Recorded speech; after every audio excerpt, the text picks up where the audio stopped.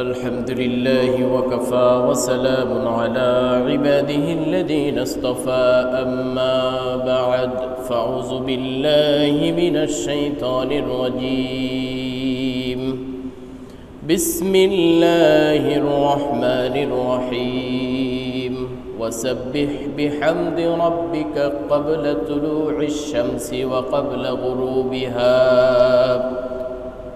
وقال رسول الله صلى الله عليه وسلم من قال سبحان الله وبحمده من قال سبحان الله وبحمده في يوم 100 مرة خطت خطاياه وإن كانت مثل زبد البحر أو كما قال رسول الله صلى الله عليه وسلم وقال الله سبحانه وتعالى في شان حبيبه يا أيها الذين آمنوا صلوا عليه وسلموا تسليما درود إبراهيم بري اللهم صل على محمد وعلى آل محمد كما صليت على إبراهيم وعلى آل إبراهيم إنك حميد مجيد اللهم بارك على محمد وعلى آل محمد كما باركت على إبراهيم وعلى آل إبراهيم إنك حميد مجيد بلغ العلا بكماله كشف الدجى بجماله حسنت جميع خصاله صلوا عليه وآله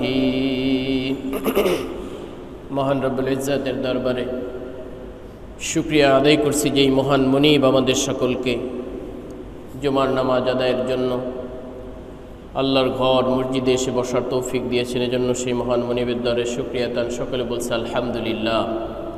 সম্মানিত উপস্থিতি, এই মুহূর্তে কত মানুষ জুমার নামাজ পড়তে আসার ইচ্ছা ছিল কিন্তু সুযোগ হয়ে ওঠেনি।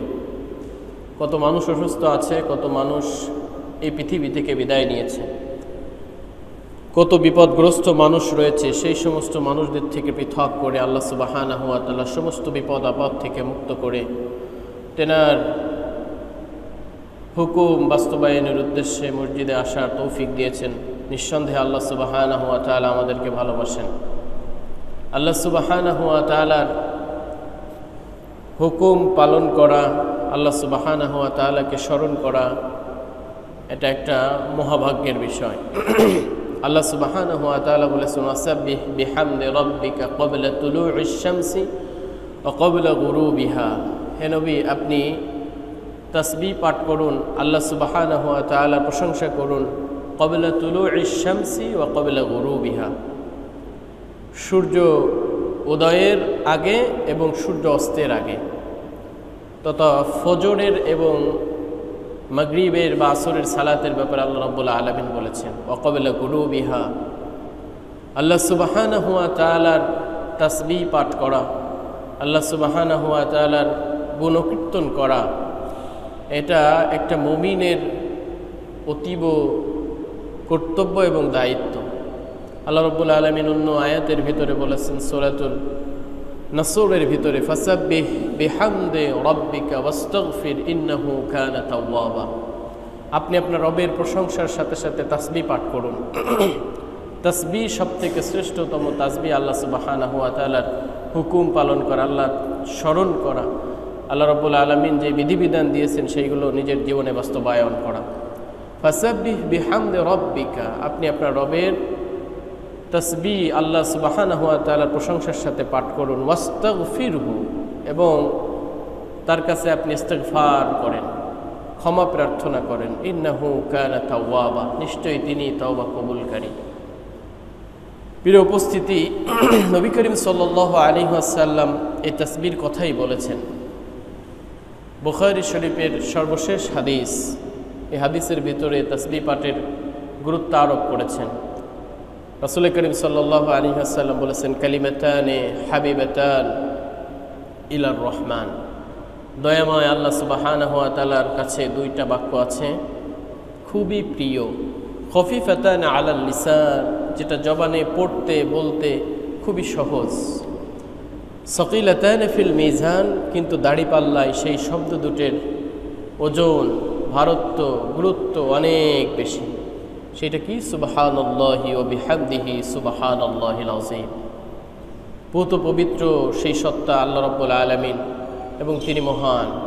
এই যে সুন্দর দুইটা বাক্যর কথা আল্লাহ রাসূল সাল্লাল্লাহু আলাইহি ওয়াসাল্লাম বলেছেন, সুবহানাল্লাহি ওয়া বিহামদিহি সুবহানাল্লাহিল আযীম।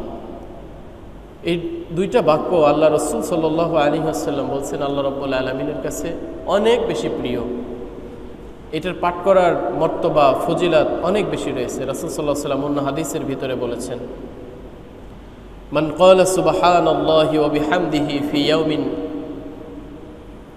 মিয়াতা মাররাতিন, যদি কোনো ব্যক্তি প্রতিদিন 100 বার এই কালিমাদ্বয় পাঠ করে, মান ক্বালা সুবহানাল্লাহি ওয়া বিহামদিহি ফি ইয়াউমিন, প্রত্যেকটা দিনে যদি কোনো বান্দা 100 বার এই কালিমা পাঠ করে, খুত্তাত খতায়াহু, আল্লাহ রাব্বুল আলামিন তার সমস্ত গুনাহগাতা ক্ষমা করে দেন। বলেন সুবহানাল্লাহ।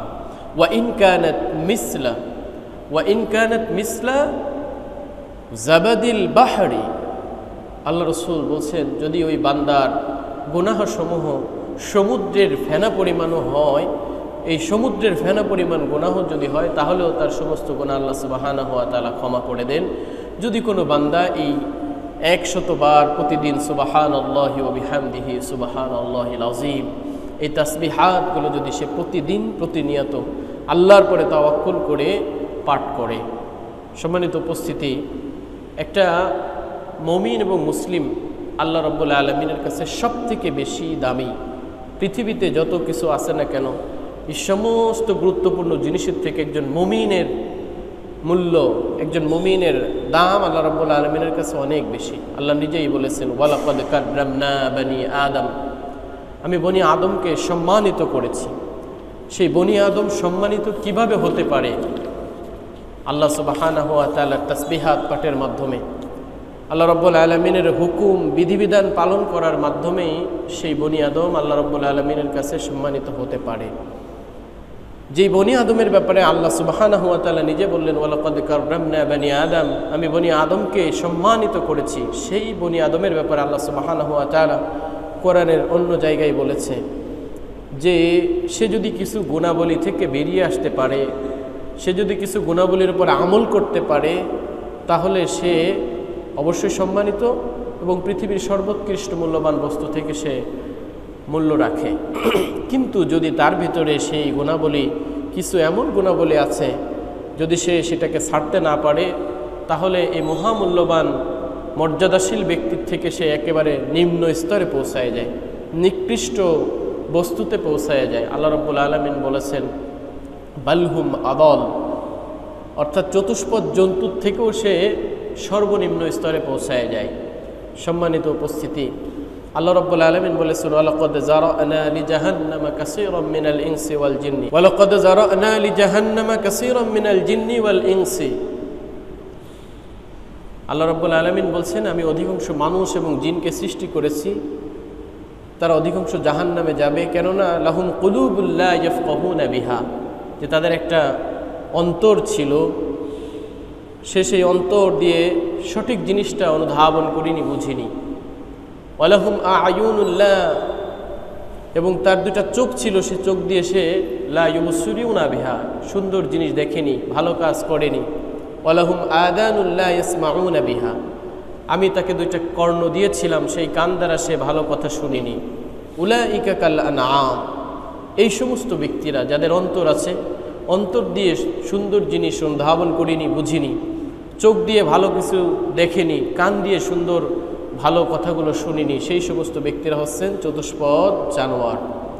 কিছু কিছু ক্ষেত্রে শুধু চতুষ্পদ জানোয়ার না, বালহুম আদল, বরং তাদের থেকেও বেশি নিম্ন স্তরের। প্রিয় হাজিরিন, আমাদের ভিতরে কি কারণে চতুষ্পদ জন্তু থেকেও নিম্ন স্তরের বলা হয়েছে?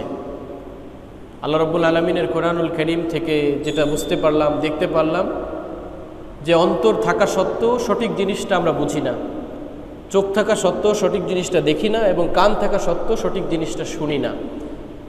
এইটার কারণে একটা মানুষ নিম্ন স্তরে পৌঁছায় যায়। আল্লাহ রসুল সাল্লাল্লাহু আলাইহি ওয়াসাল্লাম আরও চমৎকার কিছু গুণাবলীর কথা বলেছেন। মানুষের সবথেকে বডির ভিতরে গুরুত্বপূর্ণ জিনিস হচ্ছেন কলব। আল্লাহ রসুল সাল্লাল্লাহু আলাইহি ওয়াসাল্লাম অন্য জায়গায় বলেছেন, ইজা সলুহাত সলাহাল জাসাদু কুল্লুহু ওয়া ইজা ফাসাদাত ফাসাদাল জাসাদু কুল্লুহু আলা ওয়াহিয়াল কলব। এই যে 3.5 হাত বডি, মানুষের যে অঙ্গ প্রত্যঙ্গ রয়েছে, এর ভিতরে সবথেকে গুরুত্বপূর্ণ জিনিস হচ্ছেন কলব। এই কলবটা যদি যথাযথ সুন্দর হয়ে যায় তাহলে তার পরিপূর্ণ বডিটাই সুন্দর হয়ে যায়। আর যদি কলবটা রোগাক্রান্ত হয়ে যায় তাহলে তার পুরা শরীরটা, পুরা বডিটাই রোগাক্রান্ত হয়ে যায়। সুতরাং এই কলবের উপরে কাজ করা, অন্তরকে পরিশুদ্ধ করা একজন মুমিনের অতীব গুরুত্বপূর্ণ দায়িত্ব। প্রিয় উপস্থিতি, একজন মানুষের যেরকম মানব দেহের অনেকগুলো রোগ থাকে, ঠিক অনুরূপভাবে একজন মানুষের যেই আত্মা রয়েছে, রুহু রয়েছে বা কলব রয়েছে, সেই কলবও রোগাক্রান্ত হয়। মানব দেহের রোগ যেরকমভাবে কিছু মৌলিক রোগ আছে, কিছু শাখাগত রোগ আছে। যেরকম মানব দেহের একটা মৌলিক রোগ হচ্ছেন ডায়াবেটিস। ডায়াবেটিস যদি কারোর হয় তাহলে সে ডায়াবেটিকের কারণে তার দাঁত নষ্ট হয়ে যায়, যৌন ক্ষমতা হারায়, কেটে গেলে সেই ক্ষতটা সারতে দেরি হয়। এরকম একটা ডায়াবেটিক মৌলিক রোগের কারণে মানবদেহের বিভিন্ন সমস্যার সৃষ্টি হয়। তো ওই মানুষটা যদি তার ডায়াবেটিক সারাইতে যে শাখাগত রোগের কাছে সে দাঁতের ডক্টর দেখায়, যৌন ক্ষমতা ফিরে পাওয়ার ডক্টর দেখায়, তো তার যথাযথ ট্রিটমেন্ট হবে না।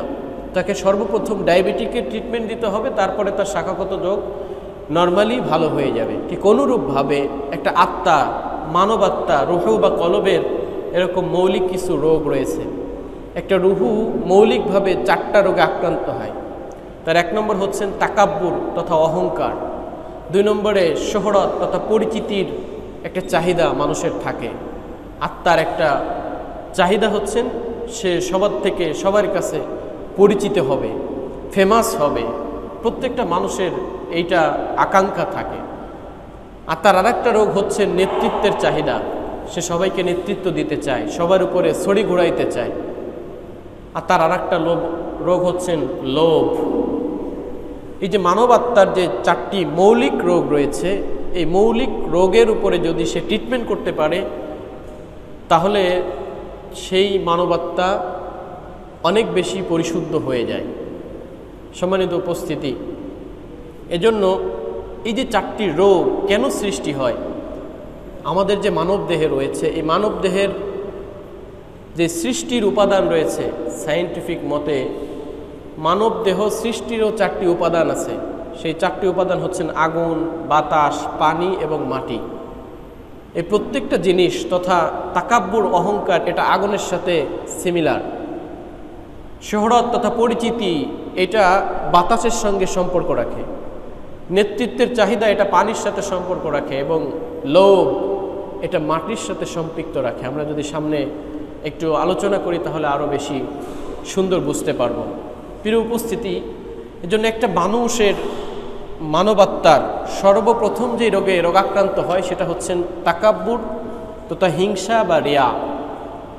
হিংসা হচ্ছেন এমন যে অন্যর ভিতরে যদি সে ভালো কিছু দেখে তাহলে সে সেইটার ধ্বংস কামনা করে, জোর এটা হলো, এটা নষ্ট হয়ে যাক। এটা জঘন্যতম একটা গুনাহ এবং হারাম। আরেকজন মানুষের ভালো সে দেখতে পারে না, এটা হচ্ছেন হিংসা।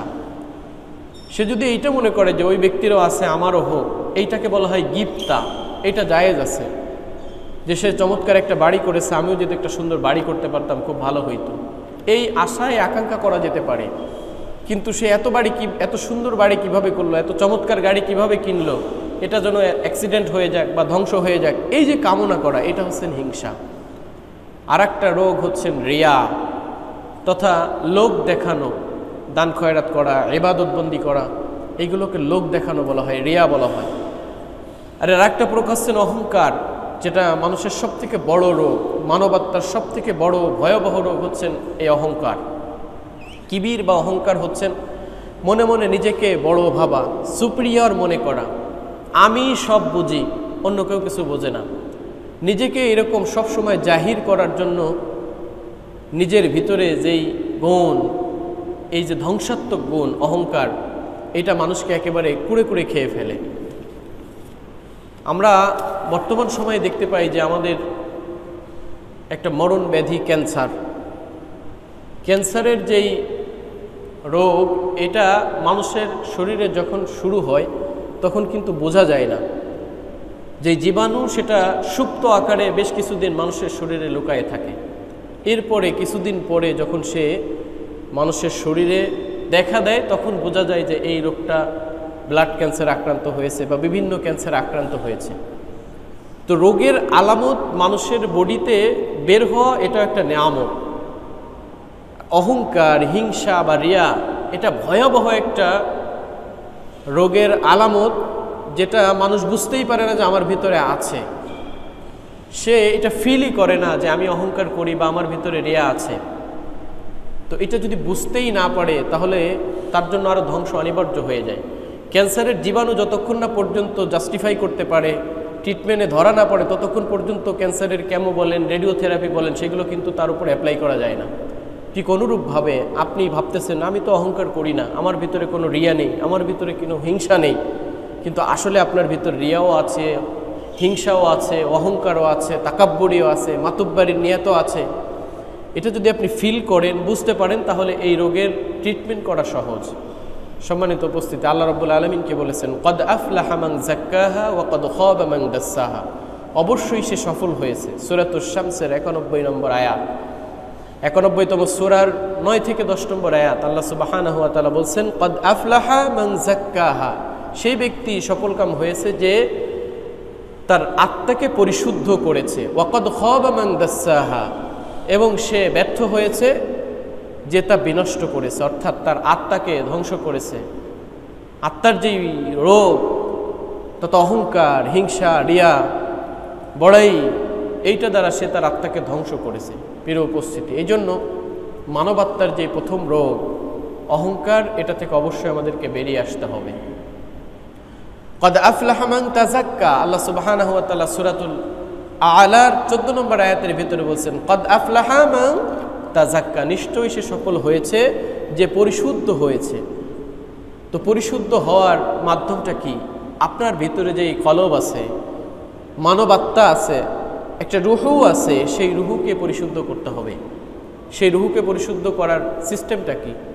সিস্টেম হচ্ছেন আপনার মানব চাহিদা হচ্ছেন গুনার দিকে আকৃষ্ট হওয়া। কেউ যদি ঘুষ দেয় সেটাকে আপনি হাদিয়া মনে করে গ্রহণ করা। যেই দায়িত্বে আছি সেই দায়িত্বে যথাযথ ডিউটি পালন করা, কিন্তু মন চাচ্ছে একটু ঘুমাইনি, 10 মিনিট পরে যাই, আধা ঘন্টা আগে ডিউটি থেকে বেরিয়ে আসি। এইগুলোই হচ্ছেন নিজের যে মনের আত্মার চাহিদা, এইটাই ধ্বংস করে দেয়। তাহলে এই রোগ থেকে বেরিয়ে আসতে হবে। কদ আফলাহা মান তাযাক্কা, সেই ব্যক্তি সফলকাম হয়েছে যে নিজেকে পরিশুদ্ধ করেছে। কদ আফলাহা মান যাক্কাহা, সেই ব্যক্তি সফলকাম হয়েছে যে তার আত্মাকে পরিশুদ্ধ করেছে। তাহলে আত্মাকে পরিশুদ্ধ করার একটা শ্রেষ্ঠতম উত্তম পদ্ধতি হচ্ছে আপনি যেই দায়িত্বে আছেন সেই দায়িত্ব যথাযথ পালন করা। মন চাচ্ছে যে এখন কাজে ফাঁকি দিব না, এটা করা যাবে না। মন চাচ্ছে যে ফজরের সময় হয়েছে আর একটু ঘুমাইনি, করা যাবে না। আপনাকে অবশ্যই সাথে সাথে আজান শোনার সাথে সাথে উঠতে হবে, নামাজ পড়তে হবে।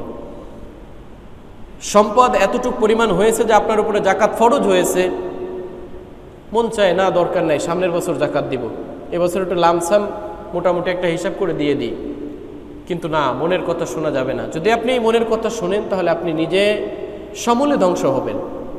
আর যদি মনের এই কথা না শোনেন যে না, আমার উপরে জাকাত ফরজ হয়েছে, পাই টু পাই হিসাব করে জাকাত দিব, আমার উপরে নামাজ ফরজ হয়েছে, আমি যথাযথভাবে 5 ওয়াক্ত নামাজ পড়ব, আমি এটা বুঝতেছি এটা মন্দ, এইটা ভালো, মন্দটাকে আমি ছেড়ে দিব, ভালোটাকে গ্রহণ করব, তাহলেই আপনি কদ আফলাহা মান যাক্কাহা, আপনি আপনার আত্মাকে পরিশুদ্ধ করলেন।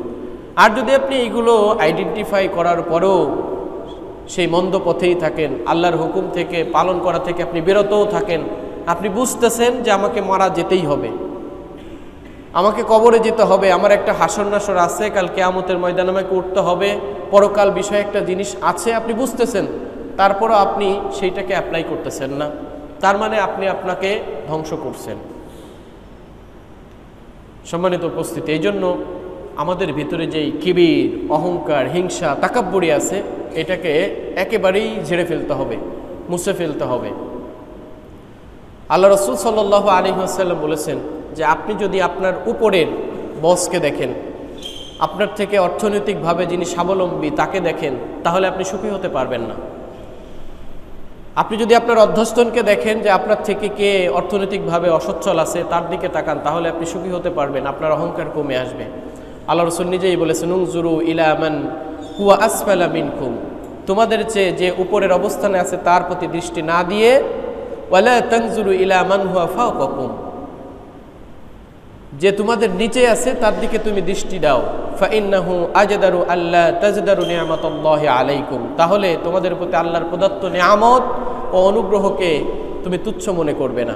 আপনি মনে করতেছেন যে এই কোম্পানির এমডি সে কত টাকা বেতন পায়, আর আমি ওই বনের ভিতরে গার্ড দিচ্ছি, আমাকে এই মাঠের ভিতরে কাজ করতে হচ্ছে, এইটা যদি ভাবেন তাহলে আপনি অহংকার থেকে বেরিয়ে আসতে পারবেন না এবং আপনার আত্মাকে পরিশুদ্ধ করতে পারবেন না। আপনি এতটুকু ভাবেন যে এই জায়গায় গার্ড দেওয়ার জন্য বা এই রাস্তায় কাজ করার জন্য বা আমি যে দায়িত্বে আছি এই দায়িত্বের জন্য কত মানুষ সিরিয়াল দিয়ে আছে এই এতটুকু চাকরি পাওয়ার জন্য, আপনি যদি ওই ব্যক্তির দিকে তাকান তাহলে আপনার আর কোনো অহংকার থাকবে না, আপনার কাজে ফাঁকি দেওয়ার মতো কোনো চাহিদা থাকবে না। এজন্য আল্লাহ রাসূল সাল্লাল্লাহু আলাইহি ওয়াসাল্লাম খুবই চমৎকার গুরুত্বপূর্ণ একটা কথা বলেছেন, উনজুরু ইলা মান হুয়া আসফালা মিনকুম ওয়ালা তানজুরু ইলা মান হুয়া ফাওকাকুম, তুমি তোমার উপরের দিকে না তাকিয়ে তুমি তোমার অধ্যস্তন, তুমি নিচের দিকে তাকাও, তাহলে তুমি ভালো থাকতে পারবে। সম্মানিত উপস্থিতি, হিংসার অনেক ক্ষতি রয়েছে। একটা মানুষ যদি হিংসা তার ভিতরে পুষে রাখে তাহলে সে মারাত্মক লেভেলের ক্ষতিগ্রস্ত হবে। হিংসা দ্বারা না হিংসুকের রিজিক বাড়ে, আপনি যদি অন্যকে হিংসা করেন তার কোনো ক্ষতি হবে না, কিন্তু আপনার অনেক বড় ক্ষতি হয়ে যাবে। অধিকন্তু এতে হিংসুকের জন্য রয়েছে অনেক ধরনের ক্ষতি। হিংসা অভিশপ্ত ইহুদি জাতির একটা স্বভাব। ইহুদি জাতি একটা নিকৃষ্ট জাতি।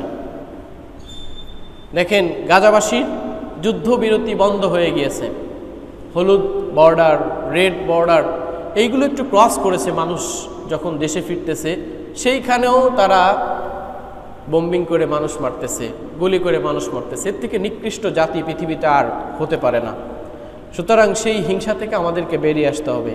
হিংসা অন্তর্জগৎকে অস্থিরতা সৃষ্টি করে। আপনার ভিতরে যদি হিংসার রোগ থাকে আপনি স্থির থাকতে পারবেন না, অস্থিরতা সবসময় কাজ করবে। হিংসুকের অন্তর আমরণ অস্থিরতায় ভোগে, কারণ হিংসা একটা আগুন। মানুষের যেই সৃষ্টির উপাদান, এক নম্বরে আগুন, বাতাস, পানি, মাটি। মানুষের ভিতরে আগুন বা গরম রয়েছে। মানুষ যখন মৃত্যুবরণ করে তখন শীতল হয়ে যায়। যখন শীতকাল আসে, যখন সে ধোঁয়ার মতো মুখ দিয়ে বের হয়, প্রসাব করলে গরম গরম একটা অনুভব হয়, তার মানে মানুষের ভিতরে আগুনের যে সৃষ্টির একটা উপাদান সেটা আছে। সুতরাং এখান থেকেই হিংসা তৈরি হয়। হিংসা নেকিকে সমূলে ধ্বংস করে দেয়। রাসূলুল্লাহ সাল্লাল্লাহু আলাইহি ওয়াসাল্লাম বলেছেন, ইয়াকুম ওয়াল হাসাদা ফাইন্নাল হাসাদা ইয়াকুলুল হাসানাতি কামা তাকুলুন নারুল হাতাবা। রাসূল করিম সাল্লাল্লাহু আলাইহি ওয়াসাল্লাম ছোট্ট ছোট্ট কথায় কত চমৎকার গুরুত্বপূর্ণ, এক একটা কথার উপরে পিএইচডি ডিগ্রি নেওয়া যায়। কত সুন্দর কথা বলেছেন, ইয়াকুম ওয়াল হাসাদা, হিংসা থেকে সাবধান হও তোমরা। ফাইন্নাল হাসাদা ইয়াকুলুল হাসানাত, কেননা হিংসা নেকিকে এমনভাবে ধ্বংস করে, কামা তাকুলুন নারুল হাতাবা, যেমনভাবে আগুন লাকড়িকে ধ্বংস করে দেয়, লাকড়িকে জ্বালিয়ে জ্বালিয়ে একেবারে ছাই করে দেয়, ঠিক অনুরূপভাবে হিংসা মানুষের নেকিকে ওরকমভাবে খেয়ে ফেলে। সুতরাং আমাদের ভিতরে এমন কোনো মানুষ নেই, ইমাম বলেন, পীর সাহেব বলেন, ওয়াইজিন বলেন, যে কোনো ব্যক্তি হোক না কেন, প্রত্যেকের ভিতরে হিংসা আছে। সেই হিংসাকে আমাদেরকে দমন করতে হবে। হিংসা আমাদের ভিতরে যে একটা মারাত্মক রোগ, আত্মার মৌলিক রোগ হচ্ছেন হিংসা এবং অহংকার, এটা থেকে আমাদেরকে বেরিয়ে আসতে হবে। হিংসা বহু হারাম কাজের দরজা খুলে দেয়। অন্তর যখন হিংসা আক্রান্ত হয় তখন হাত, পা, মুখ, মাথা ইত্যাদি অঙ্গগুলো এর থেকে রেহাই পায় না। মাথায় অন্যের ক্ষতিসাধনের চিন্তা করে, চোখ দোষ খোঁজে, অমুক কী কী করলো, তমুক কী কী করলো। এরকম যখন আপনার ভিতরে হিংসা ভর করবে, তখন এই পুরা বডিটা একটা না একটার দিকে ধাবিত হয়ে যায়। হিংসা ঈমানকে ক্ষতিগ্রস্ত করে। নবী করিম সাল্লাল্লাহু আলাইহি ওয়াসাল্লাম বলেছেন, ওয়ালা ইয়াজতামিউ ফি জাওফি আবদিল ঈমানু ওয়াল হাসাদু, কারোর অন্তরে ঈমান এবং হিংসা একত্রিত হতে পারে না। এজন্য অবশ্যই আমাদের ঈমান যত উপরে উঠবে, হিংসা তত নিতাই নামবে। সুতরাং আপনি পরিমাপ করতে পারেন যে আসলে আমি মানুষের ক্ষতি সাধনের চিন্তা আমার ভিতরে মাথায় সবসময় কাজ করে, তাহলে বুঝতে হবে আপনার ঈমান লেভেল নিচে আছে। আর যদি মনে করেন না অন্য ভালো করতেছে, কোনো সমস্যা নাই, তাহলে বুঝতে হবে আপনার ভিতরে ঈমান ডেভেলপ হয়েছে। সুতরাং এই হিংসা আমলকে ধ্বংস করে, ঈমানকে ক্ষতিগ্রস্ত করে, নিজের অঙ্গ প্রত্যঙ্গকে ক্ষতিগ্রস্ত করে।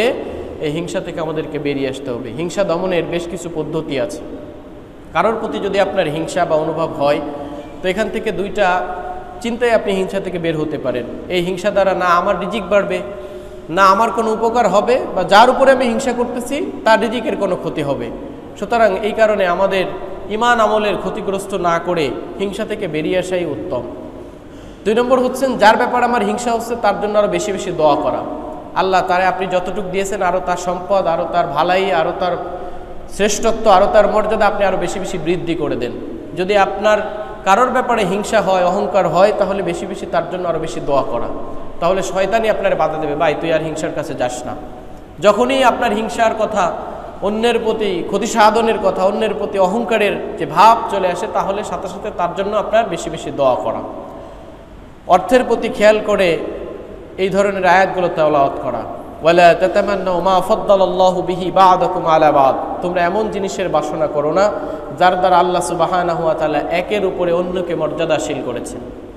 যদি আমাদের দেশের সবাইকে সেনা প্রধান করে দিত, তাহলে সোলজার কে থাকতো? যদি আমার দেশের সবাইকে প্রধানমন্ত্রী বানিয়ে দিত, তাহলে প্রধানমন্ত্রীর খাবারটা রান্না করে কে দিত? তো আল্লাহ সুবহানাহু ওয়া তাআলা ব্যালেন্স করেছেন। কাউকে প্রধানমন্ত্রী করেছেন, কাউকে সেনা প্রধান করেছেন, কাউকে সেনা সদস্য করেছেন। এই ব্যালেন্স যদি না থাকতো, তাহলে পৃথিবীর মানুষের এই যে নিজাম, এই যে সুন্দর বাস্তবায়ন, এইগুলো সঠিকভাবে হতো না। এজন্য এইগুলো বেশি বেশি খেয়াল করা। আসা আন তাকরাহু শাইআন ওয়া হুয়া খায়রুল লাকুম ওয়া আসা আন তুহিব্বু শাইআন ওয়া হুয়া শাররুল লাকুম ওয়াল্লাহু ইয়ালামু ওয়া আনতুম লা তা'লামুন। আল্লাহ রাব্বুল আলামিন কে বলেছেন, আসা আন তাকরাহু, আমরা যেটাকে অপছন্দ করি, হয়তো আল্লাহ সুবহানাহু ওয়া তাআলা ওইটার ভিতরে আমাদেরকে ভালাই রেখেছেন। আর আমরা যেটাকে মনে করছি যে আমি এই দেশের প্রধানমন্ত্রী হইলে আমার জন্য ভালো হইতো, কিন্তু আল্লাহ সুবহানাহু ওয়া তাআলা ভালো জানেন যে আমি এই দেশের প্রধানমন্ত্রী হইলে আমার জন্য আরও বেশি ক্ষতিগ্রস্ত হইতাম, বা আমি নিজেই ক্ষতিগ্রস্ত হইতাম। এই জন্য আল্লাহ সুবহানাহু ওয়া তাআলা আমাকে ওই পদ দেন নাই। এই জন্য আল্লাহ রাব্বুল আলামিনের এই কথার উপরে বিশ্বাস রেখে যে যেখানেই আছি, যেই জায়গায় আছি, একজন মুমিন বান্দার যথাযথ কর্তব্য হচ্ছেন আল্লাহ রাব্বুল আলামিনের যে নিজাম, আল্লাহ সুবহানাহু ওয়া তাআলার যে বন্টন, এই বন্টন পদ্ধতির উপরে শুকরিয়া করা, সবর করা, ধৈর্য ধারণ করে নিজের আমল ঈমানকে বৃদ্ধি করা। সম্মানিত উপস্থিতি, আল্লাহ তাআলার কাছে নিজের এবং যার প্রতি হিংসা হয়, এনার জন্য বেশি বেশি দোয়া করা। হিংসার চাহিদার বিপরীতে কাজ করা। অন্যের প্রতি যেই ক্ষতি সাধনের চিন্তা হচ্ছে, মন যখনই এটা বলবে তখন তার বিরোধিতাটা করতে হবে।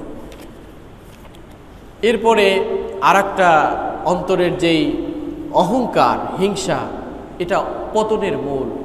মানুষ যত অহংকার করে এবং যে যত বড়, তার পতনটা তত বেশি হয়। একটা পিঁপড়া যদি 5 তলার উপর থেকে পড়ে জমিনের উপরে, জমিন কি টের পাবে? পাবে না। বা পিঁপড়ারও খুব বেশি ক্ষতিগ্রস্ত হবে না, কারণ ও ছোট্ট জিনিস।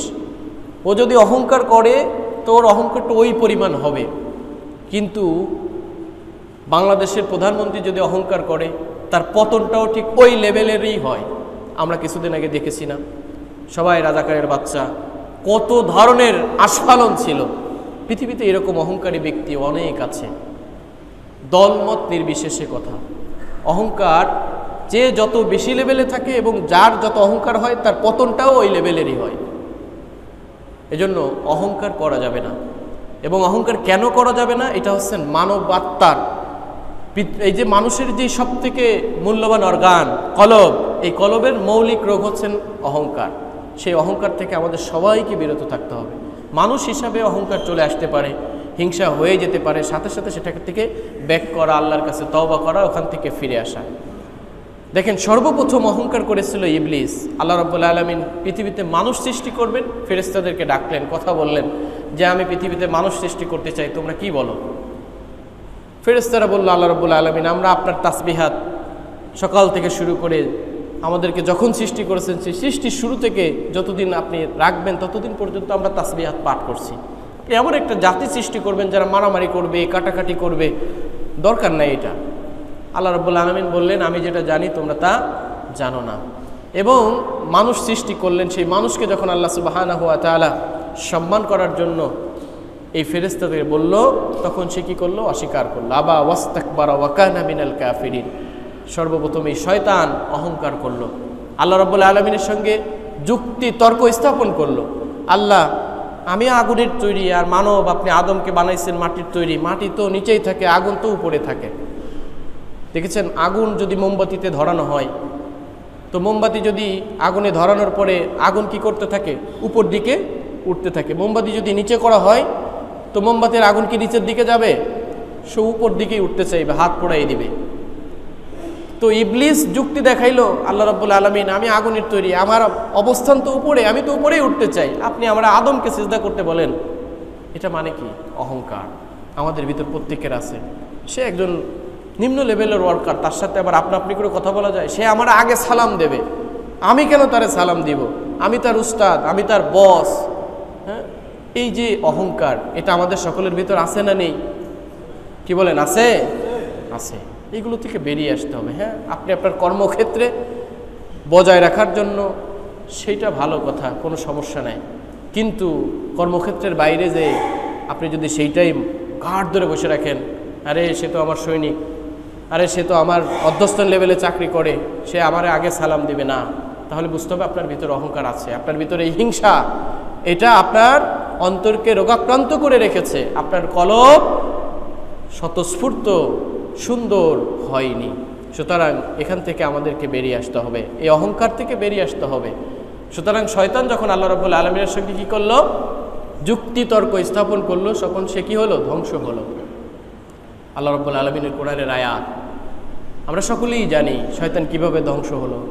ধ্বংস হওয়ার পরেও সে কি করলো? ক্বালা ফাবিমা আগওয়াইতানি লা আকউদান্না লাহুম সিরাতাকাল মুস্তাকিম। আল্লাহ, যে অহংকার করার কারণে আমি নিজে ধ্বংস হলাম, যে আদম সন্তানের কারণে আমি নিজে ধ্বংস হয়ে গেলাম, সে আদম সন্তানকে ধ্বংস করার দায়িত্ব আমি নিজ হাতে তুলে নিলাম। আমি লা আকউদান্নাকা লাহুম, তাদের জন্য আমি ওত পেতে ঘাঁটি গেড়ে থাকবো। শত্রুকে ধ্বংস করার জন্য যেরকমভাবে সামরিক মানুষ ঘাঁটি তৈরি করে, ঠিক অনুরূপভাবে শয়তান যেহেতু অহংকার করার কারণে আল্লাহ সুবহানাহু ওয়া তাআলার রাগের বশবর্তী হইলেন, ধ্বংস হয়ে গেলেন, সেই শয়তান আবার আল্লাহকে চ্যালেঞ্জ করতেছে। ক্বালা ফাবিমা আগওয়াইতানি, যেহেতু আমি ধ্বংস হয়ে গেছি আল্লাহ, লা আকউদান্না লাহুম, আমি তাদের জন্য ওত পেতে বসে থাকবো, ঘাঁটি গেড়ে বসে থাকবো তাদের সরল পথের উপরে। সুম্মা লা আতিয়ান্নাহুম মিন বাইনি আইদিহিম, আমি তাদের জন্য আসবো, মিন বাইনি আইদিহিম ওয়া মিন খালফিহিম, তাদের সামনে দিয়ে, তাদের পিছন দিয়ে, তাদের ডান দিয়ে, তাদের বাম দিয়ে, চতুষ্পাট দিয়ে আমি মানুষকে আক্রমণ করব। আল্লাহ রাসূল বলেছেন শয়তান মানুষের রগে রেশায় পর্যন্ত পৌঁছায় যেতে পারে। আমার এটা বিশ্বাস করা খুব কষ্ট হয়ে যায়, আল্লাহ মাফ করো, যে মানুষের রগে শয়তান কিভাবে পৌঁছাইতে পারে, মানুষের রক্তের ভিতরে শিরায় শিরায় শয়তান কিভাবে পৌঁছাইতে পারে। এর একটা আধুনিক যদি আপনি বিশ্লেষণ দেখেন, আজকে মানুষের প্রত্যেকটা ঘরে ঘরে ডিশ লাইন পৌঁছায় গেছে না? কি বলেন? গ্রামগঞ্জেও পর্যন্ত ডিশ লাইন পৌঁছায় গেছে। অশ্লীলতার সর্বোচ্চ পর্যায়ে ডিশ লাইনে যে সমস্ত চ্যানেল চালানো হয়, বিশেষ করে আমাদের পাশের দেশ, তাদের থেকে যে সমস্ত চ্যানেলগুলো আমাদের দেশে সাপ্লাই দেওয়া হয়, সেই সমস্ত চ্যানেলে যে সমস্ত শাওড়ি এবং বৌমার ভিতর ঝগড়া বাঁধানো থেকে শুরু করে অপকালচার, অপসংস্কৃতি সমাজকে ধ্বংস করে দিচ্ছে। তো শয়তান মানুষের রগ রেশায় পৌঁছাইতে না পারলেও মানুষের ঘরে পৌঁছায় গেছে। তার মানে যে ডিশ লাইনের যে সূক্ষ্ম সূক্ষ্ম ফাইবার কেবল, এই কেবল কিন্তু পৌঁছায় গেছে, এর মাধ্যমে মানুষের মগজে, রেশায়, রক্তে সব জায়গায় পৌঁছায় গেছে। বাড়ির একজন মেয়ে, মা, বোন, ভাবি তারা সিরিয়ালের একটা পর্ব মিস করতে চায় না, সকালে দেখতে পারেনি তো সন্ধ্যায় সেটার কাজা আদায় করে। তো শয়তান সরাসরি এই রগ রেশায় রক্তের ভিতরে না পৌঁছাইলেও বিভিন্ন সিস্টেমের মাধ্যমে, টেকনিকের মাধ্যমে সে মানুষের এখানে পৌঁছায় গেছে। এজন্য সম্মানিত উপস্থিতি, শয়তান আমাদের সামনে, পিছনে, ডানে, বামে সব জায়গায় আক্রমণের জন্য বসে আছে। আর কি কারণে? সে নিজে অহংকার করেছিল, অহংকার করার কারণে সমস্ত মানুষকে সে তার অনুসারী করার জন্য চেষ্টা করতেছে। সুতরাং এই অহংকার, এই যে মানব আত্মার যেই মৌলিক রোগ অহংকার, হিংসা, রিয়া, এটা থেকে আমাদেরকে অবশ্যই বেঁচে থাকতে হবে। আল্লাহ সুবহানাহু ওয়া তাআলা আমাদেরকে এই মানব আত্মার যে মৌলিক রোগ অহংকার, এই অহংকার থেকে বেঁচে থাকার তৌফিক দিক। সকলে বলে আমিন। সুন্নাত পড়তে বাকি আছে, সুন্নাত পড়ে নিই।